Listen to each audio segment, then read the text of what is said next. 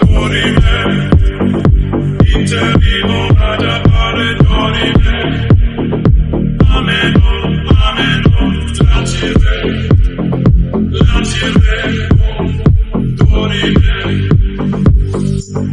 வீப்ளே trending நேயர்கள் எல்லாருக்குமே வணக்கம். நான் இன்னைக்கு வலைபேச்சிருந்தேன் அவர்களுடைய சிறப்பான பேச்சில் அங்கே நடிகர் யார் யாருக்கெல்லாம் என்ன பிரச்சனை, அந்த பிரச்சனைகள்லாம் இவரால் ஏற்பட்டதா அப்படின்றத தெரிஞ்சுக்கலாம். அதை நான் சொல்ல போகலைங்க, அவரே சொல்ல போகிறாரு, கேட்கலாம் வாங்க. சார் வணக்கம் சார், எப்படி இருக்கீங்க? நல்லா இருக்கேன், வணக்கம். ஒரு வாரமும் ஏதாவது ஒரு ஆரவாரம் இருக்கும். அந்த ஆரவாரத்தோட தொடர்ந்து தான் நம்ம நிறைய விஷயங்களை பேசுவோம். அதுக்கு சிலது எங்களுக்கும் அதுக்கு ஐடியா கிடைக்காம இருக்கும். ஆனால் உங்ககிட்ட பேசும்போது அதுக்கு இதுதான் ஆன்சர் அப்படின்றது எங்களுக்கு கிடைச்சிருது. அதுவரை எங்களுக்கு ரொம்ப சந்தோஷம். சரி, இப்போ புது படங்கள் இந்த வாரத்தில் பார்த்தீங்கன்னா குவிஞ்சு கிடக்கு. இந்த படங்களை தனித்துவமாக பிரித்து அவங்க கடந்த மாதங்கள்லேயே வெளியிட்டிருக்கலாம். அதை இந்த டிசம்பரில் கொடுக்கணும்னு ஒரு கால கட்டாயத்துக்கு அமைஞ்சிருக்கு. ஓரளவு மீடியம் பட்ஜெட் படங்கள்னு வச்சுக்கோங்களேன். அது எல்லாமே ஓரளவு கொஞ்சம் நல்லா பட்ஜெட் சூப்பராகவும் எடுத்திருக்காங்க. நல்ல நல்ல நடிகர்கள் நடிச்சிருக்காங்க. கதை அம்சங்களும் சில விஷயங்கள் இருக்குது. அது என்னென்ன படங்கள், எந்தனால இந்த டிசம்பர்லேயே அம்புட்டும் முடிச்சுட்டு புது வருஷத்துக்கு அடுத்தடுத்த படங்கள் போகிறாங்க அப்படின்றத பற்றி எங்களுக்கு சொல்லுங்கள். இல்லை, கிட்டத்தட்ட ஒரு 7 படங்கள் வந்திருக்கு இந்த வாரம். இதெல்லாம் ஏன் தள்ளி வந்துச்சு அப்படின்னா, நடுவில் சில பெரிய படங்களுடைய அறிவிப்பு வரும். அடடா, ஒரு பெரிய படம் வருது, நம்ம போய் அதில் மாட்டிக்க கூடாது, அது வந்துட்டு போகட்டும்னு கொஞ்சம் ஒதுங்குறது தான் அதுக்கு காரணம். பார்த்திங்கன்னா அந்த பெரிய படமும் வராது, இவங்களையும் வரவிட மாட்டாங்க. ஸோ இந்த மாதிரி சிக்கல்கள் தொடர்ந்து இருந்துகிட்டே இருக்குது. பொதுவாகவே சின்ன படங்கள் வரும்போது பெரிய ஸ்ட்ரகிள் இருக்குது. அதை வாங்கிறதுக்கு ஆள் இருக்காது, தியேட்டர் கொடுக்க மாட்டாங்க. அப்புறம் இந்த ஓடிடி டிஜிட்டல் இதெல்லாம் போணுச்சுன்னா அதில் வர்ற காசை வச்சு ரிலீஸ் பண்ணலான்னு கொஞ்சம் பேர் வெயிட் பண்ணுவாங்க. ஸோ இப்படி ஏகப்பட்ட இழுபறிகளுக்கு மத்தியில் தான் இந்த 7 படங்களும் வந்திருக்கு. இதில் எல்லாமே கொஞ்சம் முன்ன இருக்குது. அதை நம்ம தனித்தனியாக போய் விமர்சனம் பண்ணோம்னா சில படங்கள் ரொம்ப மோசமாக இருக்குது, சில படங்கள் நல்லாவே இருக்குது. ஆக்சுவலாக சுதீப் நடித்த படம் ஒன்று, மேக்ஸ்ன்னு ஒரு படம், இது வந்ததில் கொஞ்சம் விறுவிறுப்பான படமாக நான் அதை பார்த்தேன். படம் ஆரம்பித்ததும் தெரில, இன்ட்ரோல் வந்துருச்சு, இன்ட்ரோல் வந்ததும் தெரில, கிளைமேக்ஸ் வந்துருச்சு. ஸோ அவ்வளோ ஸ்பீடான ஒரு படமாக இருந்துச்சு. அது கிட்டத்தட்ட கைதி 2 பார்க்குற மாதிரி ஒரு ஃபீலை கொடுத்துச்சு அந்த படம். ஸோ அது ரொம்ப பிடிச்சிருந்தது. அதுக்கப்புறம் ரொம்ப கமர்ஷியல் படம் அப்படின்னா போய் எந்த லாஜிக்கும் பார்க்காம போய் உட்காந்து கலகலன்னு சிரிச்சிட்டு வர்ற ஒரு படமாக ராஜா கிளின்னு ஒரு படம் இருந்துச்சு. கொஞ்சம் தரமட்ட படமாக தான் இருக்குது. சில காட்சிகள்லாம் பார்க்கும்போது என்னடா இது இப்படிலாம் எடுத்திருக்காங்களேன்னு தோணுச்சு. மற்றபடி பார்க்கும்பொழுது ஒரு கலகலப்பான படமாக அது இருந்துச்சு. மற்ற படங்கள் எல்லாமே கொஞ்சம் ஒரு ஆவரேஜான படங்களாக மாறி. ஓகே. ஸோ அப்போது புது வருஷத்தில் நிறைய புது படங்களை நம்ம பார்க்க போகிறோம். அதுக்கிடையில் பார்த்தீங்கன்னா அஜித் அவர்களுடைய ஃபர்ஸ்ட் சிங்கிள், விடாமுயற்சியோட ஃபர்ஸ்ட் சிங்கிள். ஸோ அந்த பாடல் பற்றி எங்களுக்கு சொல்லுங்கள். நிறைய அந்த பாடல்கள் புரியாத மாதிரியான சில விஷயங்கள் அமைஞ்சிருக்கு அப்படின்றது சமூக வலைதளங்களில் பார்க்க முடியுது. அதை பற்றி எங்களுக்கு சொல்லுங்கள். அந்த பாட்டு புலவரை கூப்பிட்டு அவருக்கு ஆளுயர சந்தன மாலை தான் அணிவிக்கணும். அது தமிழா என்னன்னே புரியல, ஏதோ ஒன்று எழுதி வச்சுருக்காங்க. ரொம்ப நேரமாக நம்ம அது என்ன லாங்குவேஜ்னே தெரில, ஏதோ போட்டு நிரப்பி வந்துகிட்டு இருக்குது. திடீர்னு நடுவில் தமிழ் வார்த்தைகளை போட்டு இந்த பாட்டை இணைச்சிருக்காங்க அப்படின்னு தான் சொல்லணும். அப்புறம் அந்த மெட்டு அந்த ஸ்டைல் எல்லாமே கேட்கும்பொழுது எங்கேயோ அது கேட்ட மாதிரியே இருக்குது. ஒரு ஃப்ரெஷ்ஷாக ஒரு புது பாட்டு மாதிரி தோணலை, எங்கேயோ அடிச்சுட்டு வந்த மாதிரி தான் இருக்குது.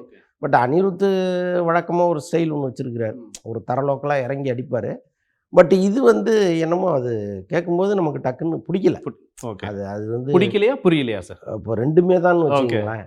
ஆனால் சில நேரங்களில் ஒரு ஆபத்து இருக்குது. எதை நம்ம பிடிக்கலன்னு ஒதுக்குறோமோ அது சூப்பர் ஹிட்டாக மாறும். அதெல்லாம் இங்கே உண்டு. உண்மை.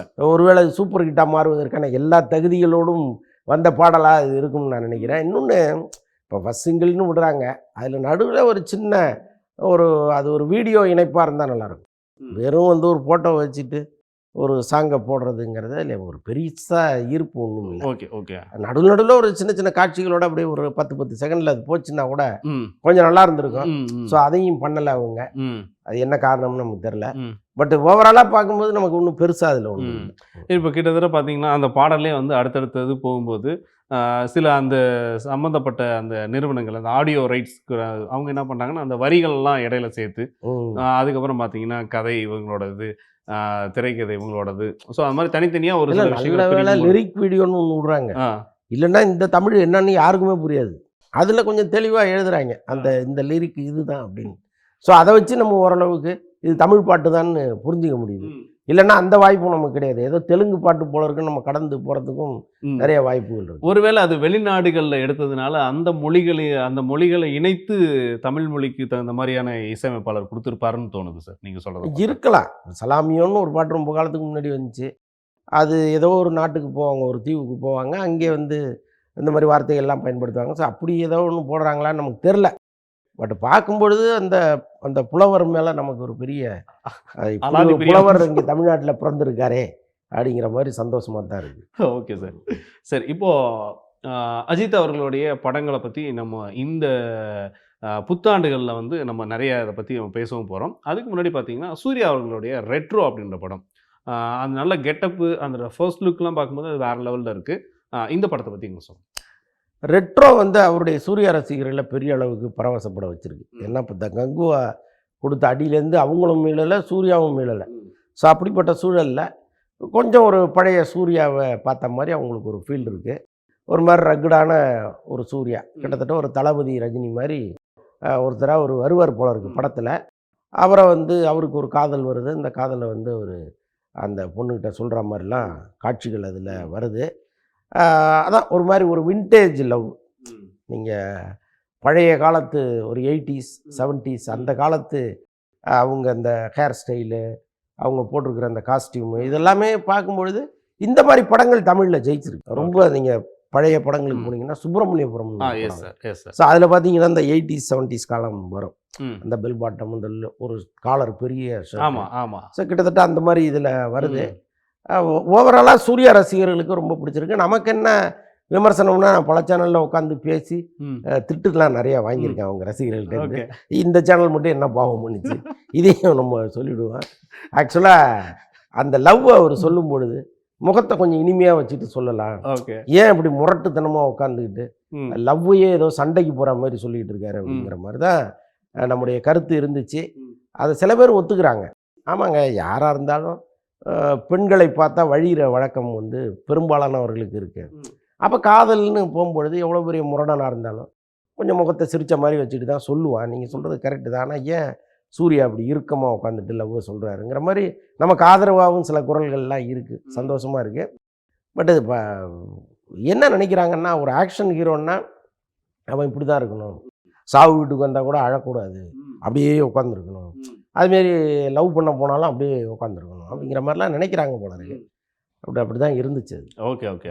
ஒருவேளை அந்த மாதிரியான கதாபாத்திரங்களை இயக்குனர் பார்த்ததுனால வெளிப்பாடோ என்னமோ சார்? இது தெரியல. கார்த்திக் சுப்புராஜ் வந்து ரொம்ப இலகுவான படங்கள்லாம் எடுத்தவர் தான். அவர் படங்களில் வந்து ரொம்ப அழகாக காதல்லாம் சொல்லியிருக்காரு. அதனால் வந்து இப்படி தான் இந்த படத்தில் இருக்கணும்னு அவர் நினச்சதுக்கு பின்னால் ஏதாவது ஒரு காரணம் இருக்கலாம்.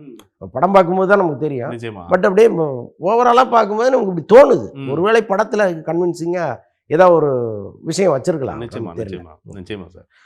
சில படங்கள் பற்றி நம்ம வந்து ஒரு போன மாதம் பேசியிருப்போம், இல்லை அதுக்கு முந்தின மாதங்கள் கூட பேசியிருப்போம். கிட்டத்தட்ட வந்து 100 நாள் வேலை திட்டம் மாதிரி அதை வந்து ஒரு விஷயத்தை வந்து தொடர்ச்சி அதை பற்றி பேசிகிட்டு இருப்போம். அப்படி வந்து புஷ்பா 2 வந்து நீங்கள் சொன்னீங்க, இன்னும் அடுத்து வந்து பொங்கல் வரையும் இந்த படத்தை பற்றி பேசுவோம் அப்படின்ட்டு. அது உண்மைதான் போல் இருக்கு. என்ன அப்படின்னா, இவர் அல்லு அர்ஜுனுக்கு சில பிரச்சனைகள்லாம் தொடர்ச்சியாக வந்துட்டு இருக்கு.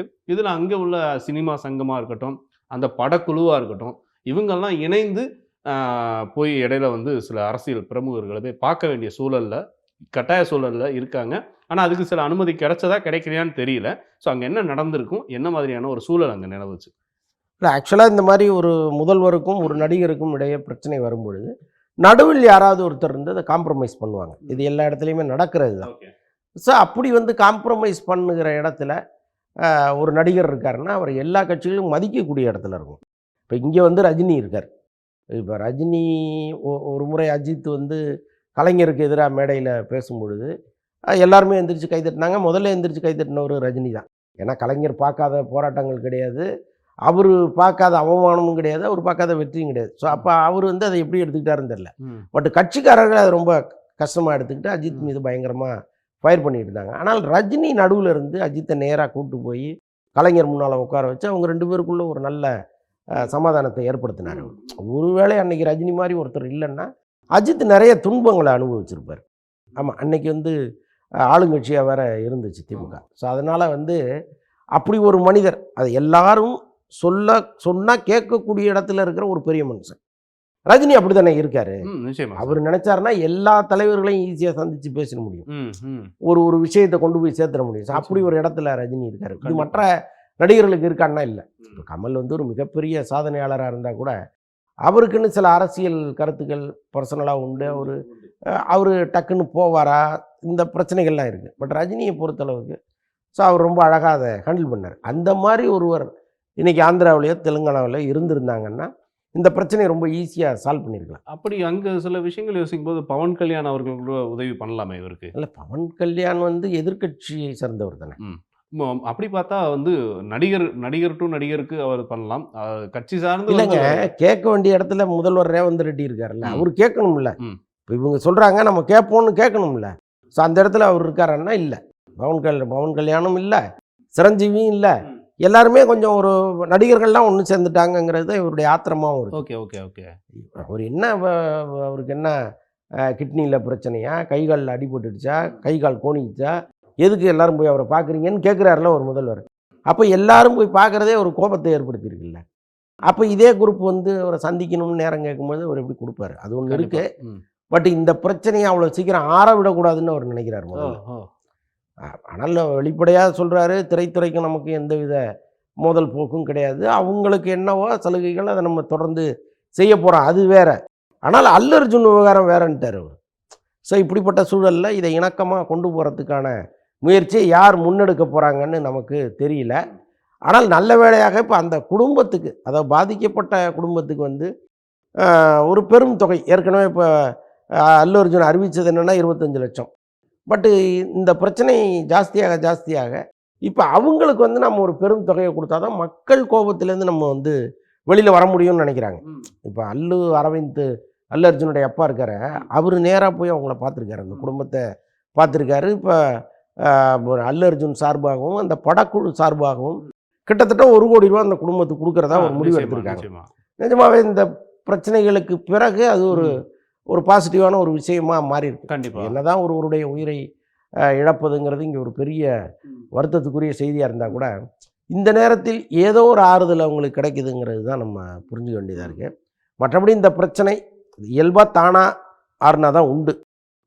இதை வந்து மேலும் மேலும் நாங்கள் போய் இதை பேசுகிறோம், இது சம்மந்தமாக ஒரு சந்திப்பு நடந்து அது சம்மந்தமாக ஒரு கருத்து வெளியில் வந்து மீண்டும் அந்த கருத்து ஒரு பிரச்சனையை உருவாக்கின்னு இல்லாமல் அப்படியே சைலண்ட்டாக 2 பேருமே விட்டாங்கன்னா அது தானாகவே அமைஞ்சிரும்னு நான் நினைக்கிறேன். இருக்குது நிச்சயமாக இந்த பிரச்சனை வந்து எல்லா வீடுகள்லையும் இருக்கும்.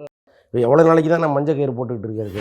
அது ஏதோ லோகேஷ் கனகராஜ் வந்து ஒரு பெரிய விஷயமா எடுத்துகிட்டு வந்தார், அதுவே ஃப்ளாப் ஆகி போச்சு. இல்லை, முதல்ல அந்த வரவை, அதாவது அந்த புது வரவை வந்து நம்ம வரவேற்கணும் எப்போவுமே. அதுவும் வந்து ஒரு பெண், அவங்க வந்து படம் தயாரிக்க முன் வந்தது. இதுவரையும் என்னென்ன பிரச்சனைகளை இப்படி தயா தீர்த்திருக்காங்க அப்படின்னு சொல்கிறதுக்கு முன்னாடி இப்படித்தான் பிரச்சனையே ஆரம்பிச்சுது அப்படின்றத சூப்பராக சொன்னார். ஆனால் எப்பவுமே செகண்ட் பார்ட்டுக்கு ஒரு ட்விஸ்ட் அடிப்பார்ல, அந்த ட்விஸ்ட்டை அடுத்த நிகழ்ச்சியில் தெரிஞ்சுக்கலாம் வாங்க.